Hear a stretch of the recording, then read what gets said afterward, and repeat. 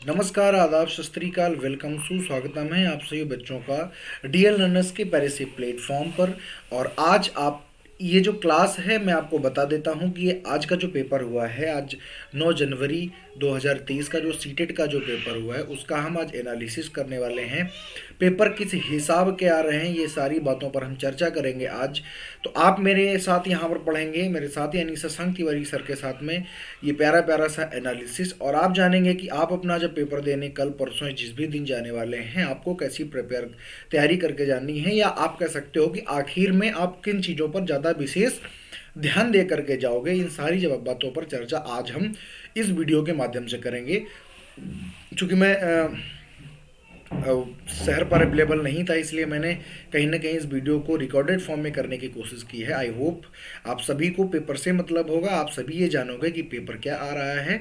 बहुत ही जल्द वीडियो आपके पास पहुंच जाएगा। तो शुरू करेंगे आज का एनालिसिस। आज है 9 जनवरी, आज 9 जनवरी 2023 है। तो आज का पेपर हम एनालिसिस करेंगे, क्या क्या आया, जितने हमारे व्यूअर हैं, जितने हमारे बच्चे थे, जहाँ जहाँ जो पेपर देने गए, जितनी हमें जान, चूँकि ऑनलाइन मॉड्यूल में पेपर होने लगा है तो जितनी हमको जानकारी मिल पाई है, बेहतर से बेहतर जानकारी आपके पास पहुँचाने के लिए हमने जल्दी से जल्दी जितना हो पाया उतना मैंने अपने हाथ से ही लिखने की कोशिश की है। तो ये आप लोग देखें, और जो भी जा रहा है वो थोड़ा थोड़ा इन चीज़ों पर और थोड़ा फोकस करके जाए। हालांकि जो मैंने आपको बार बार फोकस करने के लिए जिन बातों पर बार बार इंसिस्ट किया है वही बातें कहीं ना कहीं आज एग्जाम में देखने के लिए मिल सकी हैं, मिल रही हैं। तो ये बात पे हमको काफ़ी अच्छा भी लगता है। और आप भी बिल्कुल फुल कॉन्फिडेंट के हिसाब से होकर के बिल्कुल जाइए, क्योंकि जो मैंने प्रिडिक्ट किया था, जितना मैंने आपको बताया था वहीं से पेपर में आ रहा है। देखिए मैं आपको बताता हूँ, आप ज़रा समझते जाइएगा। आज 9 जनवरी 2023 का पेपर हुआ। उसमें अगर सीडीपी सेक्शन की बात करें तो जहाँ तक हमें बच्चों ने बताया, जहाँ तक हमारी व्यूवर्स से बातचीत हुई है, वहाँ तक हमको क्या पता चला इसके बारे में हम आपको बताते जाते हैं। बड़ा ध्यान से देखिएगा। एक पेन सेलेक्ट कर लेते हैं जिससे आप समझने में आपको आसानी हो। तो मैंने हर बार आपको वाइगोत्स्की के बारे में हमेशा आपसे इंसिस्ट किया है कि प्यारे भैया वाइगोत्स्की को ज़्यादा से ज़्यादा पढ़ा के जाओ। तो वाइगोत्स्की से फिर से स्कैफ फोल्डिंग से आज फिर से एक बार प्रश्न पूछा गया था। पाड़ और मचान से फिर से एक बार प्रश्न पूछा गया था। पिछली बार भी मैंने बताया, फिर से सुन लो। स्कैफ फोल्डिंग का मतलब होता है कि आप किसी ऐसे क्षेत्र में फंसे हुए हैं, या आप मान लीजिए आपको कोई ऐसी समस्या है कि अगर बाहर वाला या कोई आपसे more knowledgeable other, MKO, more knowledgeable other, आपसे पूछा जा सकता है कि बताइए MKO क्या होता है। इनसे संबंधित एक आध प्रश्न और यहाँ पर तैयार कर लीजिएगा। मैं बार बार कहता हूँ ZPD क्या होता है, दूसरी बात है MKO क्या होता है। ये वीडियो केवल एनालिसिस पर ही नहीं होगी, इस वीडियो में थोड़ा थोड़ा आपको वो भी बताएंगे क्या आप और पढ़ के जाएंगे। JDPT माने जोन ऑफ प्रॉक्सिमल डेवलपमेंट, क्योंकि यहाँ पर फुल फॉर्म भी पूछी गई है इस बार इस पेपर में, तो याद रखिएगा। MKO माने मोर नॉलेजेबल अदर, माने आपसे जो ज़्यादा जानता है, आपसे ज़्यादा जो नॉलेज रखता है, वो आपका बड़ा भाई बहन हो सकता है, आपका टीचर भी हो सकता है।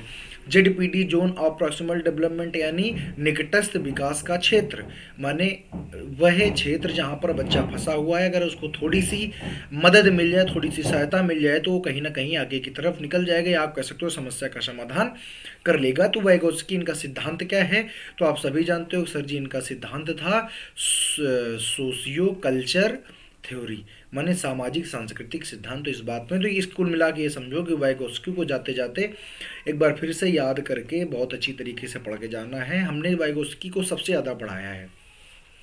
जीन पैजे मैंने उस बार भी आपको बताया था कि बिना जीन पैजे के कभी भी टीचिंग एग्जाम कंडक्ट नहीं हो सकता है। ऐसा कोई भी पेपर अभी नहीं, आज के बाद जितने पेपर होंगे कोई भी ऐसा पेपर नहीं होगा जो जीन पैजे से जिसमें क्वेश्चन ना है। यहाँ पर जीन पैजे से क्वेश्चन आए थे, यहाँ पर किशोरावस्था से क्वेश्चन पूछा गया था, एक किशोरावस्था को से प्रश्न पूछा गया था। कुल मिला के ये समझिए कि जीन पैजे। और दूसरी बात है कि जो आप जानते हो कि देखो नीचे एक व्यक्ति लिखा हुआ है, मैंने लिखा हुआ है जी, देखो लिखा कोहलबर्ग। आप सब जानते हो कि कोहलबर्ग ने किसका सिद्धांत दिया है, नैतिक विकास का सिद्धांत दिया है। प्रश्न पूछा गया है कि कोहलबर्ग के अलावा किसने नैतिक विकास का सिद्धांत दिया है, तो याद रखिए कोहलबर्ग के अलावा हमारे जो जीन पियाजे साहब हैं, कौन आप कहोगे, जीन पियाजे जो साहब हैं, इन्होंने भी नैतिक विकास का सिद्धांत दिया है। तो ये बात बहुत अच्छी तरीके आपको स्टार लगा के याद कर लेनी है।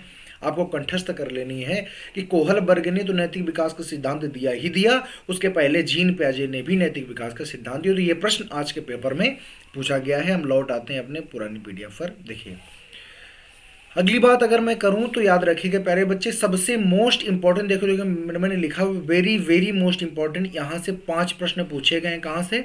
NCF 2005 से। याद करिए जब मैंने पिछली मैराथन कराई भी है तो उसमें मैंने कम से कम 15 क्वेश्चन शामिल किए थे NCF 2005 के। तो जितने भी बच्चे यहाँ पर आप लोग पढ़ रहे हो, पहली बात तो प्लेलिस्ट में NCF 2005 की वीडियो मौजूद है, ठीक है, एक तो ये कर लीजिए, आप गूगल से पढ़ लीजिए। तो याद रखिएगा इसके जो गाइडिंग प्रिंसिपल हैं, यानी जो निर्देशक सिद्धांत जो रहे हैं, जो इसके निर्देशक सिद्धांत रहे, सिद्धांतों से प्रश्न आए थे। और यहाँ पर कई सारे प्रश्न यहाँ पर NCF 2005 से पूछे गए थे। तो प्रश्नों की चर्चा ना करते हो, चूंकि ऑनलाइन मॉड्यूल में पेपर हो रहा है तो प्रश्न तो डायरेक्टली नहीं पहुंच पाते हैं, लेकिन इससे सबसे ज़्यादा प्रश्न आए थे, ये बात जरूर।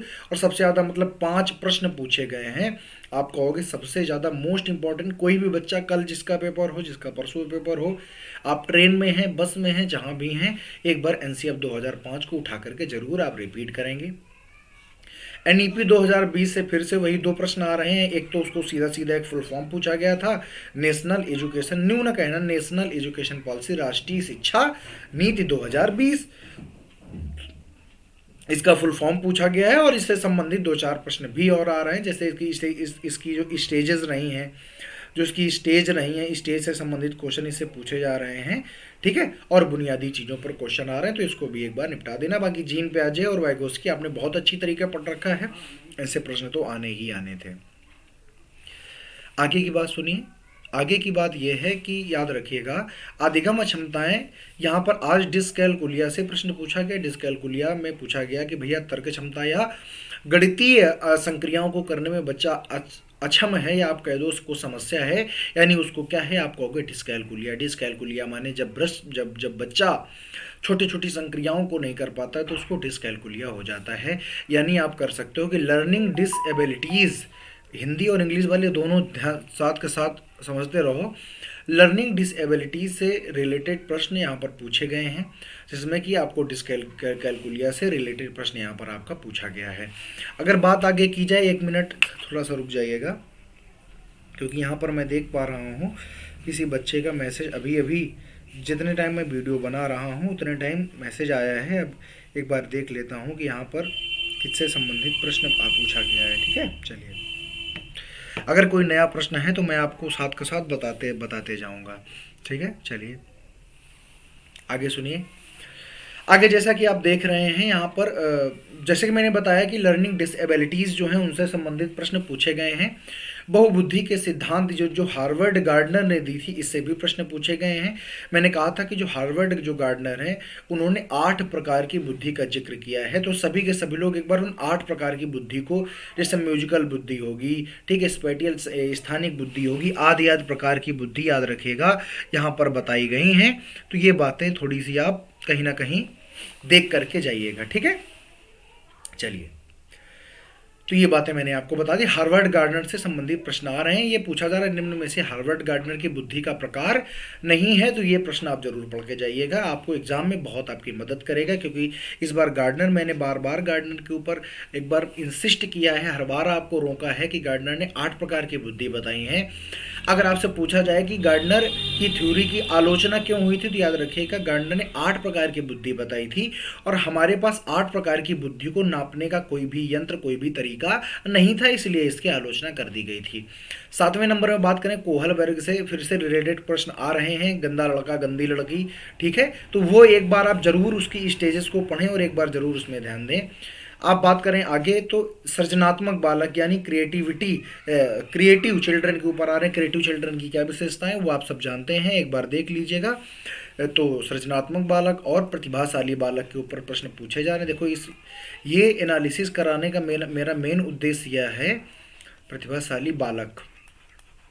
तो मेन उद्देश्य यह है कि अगर आपने अभी तक भी इस पर ध्यान नहीं दिया है, या आप कहते नहीं कि लास्ट में आखिरी शॉट मारा जाता है, आखिरी शॉट खेला जाता है, तो एक बार आखिरी शॉट खेलते खेलते आप इन चीज़ों में एक बार थोड़ा सा अपना दिमाग लगा करके, अपना थोड़ा सी एक समझ बना करके चले जाइएगा, बात आपकी बन जाएगी।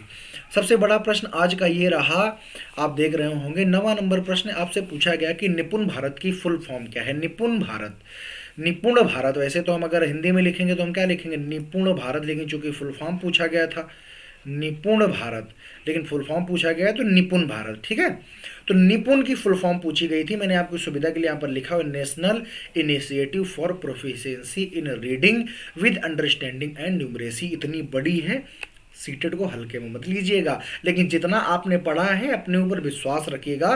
तो अब जैसे कुछ चीज़ें तो ऐसी हैं जो आपको मैं एट द रैंडम आपको बतानी पड़ेंगी, ठीक है, लेकिन बहुत सारी चीज़ें ऐसी हैं जो मैंने आपको पढ़ा रखी हैं, सिर्फ मैं आपको एक बार दिखा रहा हूं कि बच्चे ये देख लो कि कैसे पेपर आपका आता है। मैं बार बार कहता रहा, अगर आपने उन चीज़ों पर फोकस किया, और मेरा भरोसा है कि जितने भी मेरे व्यूअर रहे हैं, जितने भी मेरे मुझसे पढ़ने वाले बच्चे रहे हैं, सब ने कहीं ना कहीं इन चीज़ों पर गौर जरूर किया है। और अगर आपने गौर किया है तो बेहिचक होकर पेपर में जाइए, पेपर आपके हित पे रहेगा, आप जरूर पास होंगे, और उसके बाद में आप हमसे ज़रूर ब्लेसिंग और बहुत बहुत शुभकामनाएं प्राप्त करेंगे। तो ये याद करके जाइएगा और अपने एक बार इंटरनेट में भी खोज लीजिएगा। उसके बाद में मैं बार बार कहता रहा हूँ कि शरीर में क्या होते हैं, गतिक कौशल होते हैं, गतिक कौशल होते हैं। तो मैंने आपको कहा है fine and gross motor skill की बात की है हमेशा, याद करिए, मैंने कहा नहीं था मोटर स्किल्स। तो इनसे आज फाइन और मोटर स्किल से प्रश्न पूछा गया।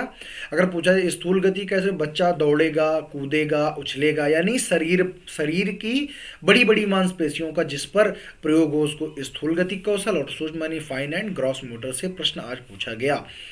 मैं जब भी कभी आपको, मैंने आज तक, मुझे बहुत अच्छी तरीके याद है, मैंने जब भी कभी आपको से क्या कहते हैं कि अगर मैंने आपको पेडागोजी की क्लास कराई है, चाहे वो हिंदी पेडागोजी कराई हो, चाहे मैंने आपको संस्कृत पेडागोजी कराई हो, चाहे मैंने आपको सीडीपी में पेडागोजी कराई हो, मैंने हमेशा कहा है कि अर्जन यानी एक्विजिशन और यहाँ पर क्या करें लर्निंग, मैंने हमेशा आपको कहा है कि प्यारे भैया इसमें डिफरेंस आपको पता होना बहुत जरूरी है। आज फिर से एक बार अर्जन और अधिगम यानी एक्विजिशन और लर्निंग पर डिफरेंस पूछा गया। और जिन्होंने मेरी प्रीवियस क्लास पर गौर किया था, याद रखिएगा, इतिहास उठा के देख लीजिएगा, जितनी मैंने पीछे अभी मैराथन क्लासेस कराई हैं, पेपर 80% पेपर वहीं से अटैच होकर के आया है। जो मैं सब्जेक्ट पढ़ाता हूँ उनसे यहीं से पेपर पूछा गया है। समझ रहे ना मेरे थोड़ी बात। अगर आपने अभी भी मैराथन नहीं की, जहाँ भी बस ट्रेन जहाँ भी जैसे भी जाएँ, एक बार मैराथन क्लास जरूर देख करके जाइएगा। बाकी इन पर गौर करिए। अर्जन एवं अधिगम पर आज प्रश्न रहा। उसके बाद में जहां तक मुझे जानकारी मिली, अब आगे आ जाइए, ईवीएस की जानकारी मैं दे देता हूं आपको। महाराष्ट्र के भोजनों के बारे में प्रश्न रहे, आज 2 प्रश्न रहे, तो इनमें थोड़ा सा और गौर करिएगा। चित्रकला से अगर प्रश्नों की बात करें तो मधुबनी जिला पूछा गया, बिहार में मधुबनी कला चलती, मधुबनी जिला है, तो उससे प्रश्न रहा। और एक अभी नीचे आपको मैं पढ़ाऊंगा मेरे हिसाब से, कौन सी है, वर्ली पेंटिंग, तो वर्ली पेंटिंग से आज का प्रश्न रहा। वर्ली पेंटिंग नीचे भी लिखा हुआ है, पर फिर भी यहाँ पर मैं आपको लिखकर बता देता हूँ। वर्ली पेंटिंग से आज का ये प्रश्न आपको देखने के लिए वहाँ पर मिला। स्लोथ जो कि एक क्या होता है, जो कि एक पशु होता है, पूरे ज़िंदगी में 8 पेड़ों की पत्तियां खा पाता है, या जैसा भी हो, क्योंकि मेरा सब्जेक्ट नहीं है, लेकिन चूंकि आप डियर लर्नर्स के व्यूअर हैं इसलिए मैं आपको बता रहा हूं कि स्लोथ से आज प्रश्न देखने को यहाँ पर मिला, तो स्लोथ से प्रश्न जरूर देखिएगा। और बाकी हाथियों से प्रश्न देखने के लिए मिले हैं। पक्षियों के पंख उनको सर्दियों में राहत देते हैं, उड़ने में मदद करते हैं, हल्का बनाते हैं, तो ये सारी पक्षियों के पंख से आज एक प्रश्न रहा, स्लोथ से आज एक प्रश्न रहा, पेंटिंग से आज एक प्रश्न रहा। तो समझ रहे हैं ना आप, बहुत ही गौर करिएगा कि जो बातें आपको बताई थी विपिन सर जो हमारे यहाँ पर पढ़ाते हैं, ईवीएस पढ़ाते हैं, उन्होंने अभी मैंने कल की मैं परसों की क्लास, अभी कल की क्लास देख रहा था जिसमें उन्होंने अरब सागर के तटीय राज्यों का जिक्र किया हुआ था। और आज जब पेपर देखने के लिए मिला तो प्यारे बच्चे अरब सागर के तटीय राज्यों के बारे में पूछा गया, कौन है या कौन नहीं है, तो इनके बारे में थोड़ा सा गौर करिएगा। वीडियो को थोड़ा रफ्तार में चलाएंगे, जिसको भी वीडियो थोड़ा स्लो करके भी आप देख सकते हो, ठीक है। चलिए, ताकि आपका समय ना खराब हो, क्योंकि आपका पेपर हो सकता है किसी का कल हो सकता है किसी का 10 दिन बाद भी हो, तो जिनका बाद में है वो आराम से देख सकते हैं, जिनका कल है वो इस पर एक बार फोकस कर सकते हैं। तो अरब सागर के तटीय राज्यों से प्रश्न पूछा गया बच्चों को। उसके बाद में नृत्य पूछा गया, आप बात करें नृत्य में कथक पूछा गया, और चेराओं जो मिजोरम का एक नृत्य है, इससे प्रश्न रहा। नीचे लिखा भी होगा, नहीं लिखा है तो याद कर लो। एक घूमर ने तोता है जो कि राजस्थान में है। घूमर, घूमर से एक मतलब कुल मिला के ये समझ लो कि अगर हम अल्टीमेटली आपको बोलें तो नृत्य से आज एक क्वेश्चन, दो क्वेश्चन हर उसमें पूछ देखने के लिए मिला, चाहे जूनियर हो चाहे प्राइमरी हो, तो दो प्रश्न यहाँ से देखने के लिए मिले।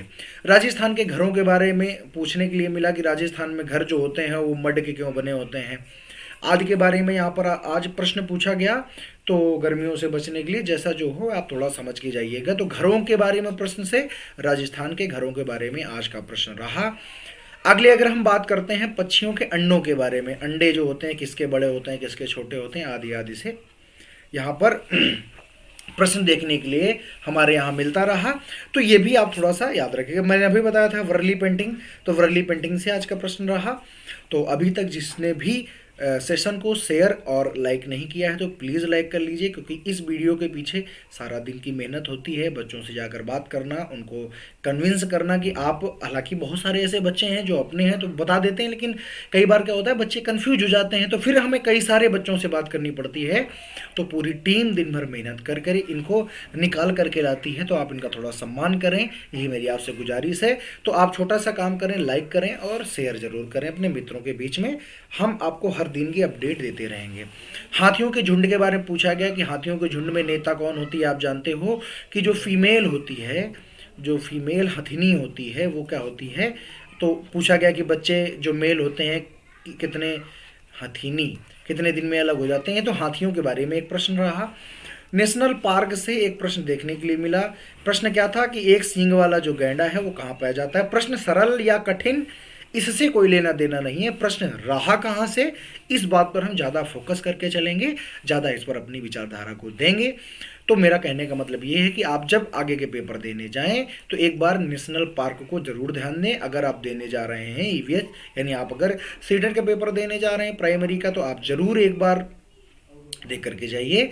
फिर ब्रिक्स जो संगठन है इससे एक प्रश्न रहा। अब मुझे समझ में नहीं आ रहा है कैसे क्यों आया, लेकिन आया हुआ है तो याद रखिएगा। ब्रिक्स से भी एक संगठन से एक क्वेश्चन आया। उसके बाद में मणिपुर राज्य से एक प्रश्न आया और बछेंद्री पाल के बारे में एक प्रश्न यहाँ पर पूछा गया कि बछेंद्री पाल जो सागर चढ़ी हैं ये सब बारे में प्रश्न पूछा गया। फिर सागर माथा यानी हिमालय के बारे में एक प्रश्न पूछा गया।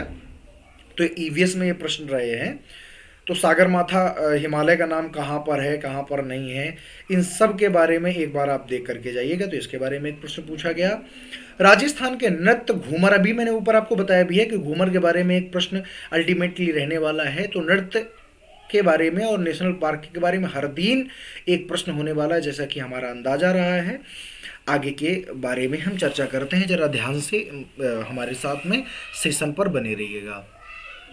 चलिए बात हम आगे करते हैं मैथमेटिक्स की। अगर हम बात करें तो यहाँ पर हम आपको बता देते हैं कि स्थानीय मान और जातीय मान से, यानी प्लेस वैल्यू और फेस वैल्यू से ऐसा कोई दिन नहीं जा रहा है जब प्रश्न ना आया हो। तो इस पर थोड़ा सा आप चर्चा करिए, थोड़ा सा आप फेस वैल्यू, तो थोड़ा सा आप इस पर गौर करेंगे। इसको कहते हैं जातीय मान, तो इस पर थोड़ा सा आप गौर कर लीजिएगा, क्योंकि इससे बार बार प्रश्न पूछे जा रहे हैं, हर एक पेपर में प्रश्न पूछे जा रहे हैं। बहुत ही सिंपल सी चीज़ है, तो आप थोड़ा सा इस पर गौर करके चले जाएंगे। उसके बाद अगर बात करें तो एरिया से प्रश्न, और किसका किसका एरिया, तो देखो नीचे लिखा, अगर हम बात करें तो आयत और वर्ग, यानी क्वेश्चन जो है बहुत बड़े बड़े नहीं आ रहे हैं, पेपर बहुत कठिन नहीं है, मॉडरेट टेबल का पेपर आ रहा है, तो बहुत ज़्यादा चिंता करने की आपको कोई बात नहीं है। फ्रैक्शन से प्रश्न पूछे जा रहे हैं, कभी बड़ी फ्रैक्शन कौन सी है, छोटी कौन सी है, फ्रैक्शन को आरोही क्रम में लगाइए, अवरोही क्रम में लगाइए। और आप कह सकते हैं कि कहीं ना कहीं असमिकाओं से या कौन सी बड़ी है, इनसे प्रश्न भी पूछे जा रहे हैं। तो थोड़ा सा आप फ्रैक्शन को एक बार रट के चले जाइए। इकाई भिन्न क्या होती है, तो ये सारी चीज़ें एक बार आप जरूर पढ़ के जाएंगे। ठीक है, जो बात है सो मैं आपको बता दे रहा हूँ। और एक बार आयत के परिमाप का प्रश्न आज पूछा गया, वर्ग के परिमाप में प्रश्न आया। उसके बाद में सापेक्ष और निरपेक्ष गति, यानी जब आप नाव धारा की दिशा में चलाएंगे, या ट्रेन जब एक दूसरे को पार करेगी, या धारा के आप विपरीत नाव चलाएंगे, कोई व्यक्ति धारा के विपरीत तैरेगा, तो आदि आदि प्रश्नों का समावेशन मैथमेटिक्स से यहाँ पर बना रहा। बाकी अगर हम बात करते हैं हाँ, चेनाव नृत्य की अगर हम बात करें तो आप जानते हो बांस की डंडी पर, तो ये बात हमारे विपिन सर ने आपको बहुत बार बता रखी है, तो ये बातें आपसे वहाँ पर पूछी जाती रहीं। अगर बात हम करें आज संस्कृत भाषा की, तो संस्कृत भाषा में आज थोड़ा सा कठिन रही का मतलब क्या है, इसका मतलब ये है कि जिन भी लोगों ने संस्कृत भाषा में कहीं ना कहीं उसकी पेडागोजी को छोड़ रखा था, पेडागोजी पढ़ने में कहीं ना कहीं कोताही बरत रखी थी, उनका थोड़ा आज हुलिया टाइट रहा है। बाकी अगर इंग्लिश और संस्कृत की इंग्लिश और हिंदी की बात करें तो मॉडरेट लेवल पर रहा, कोई दिक्कत नहीं रही।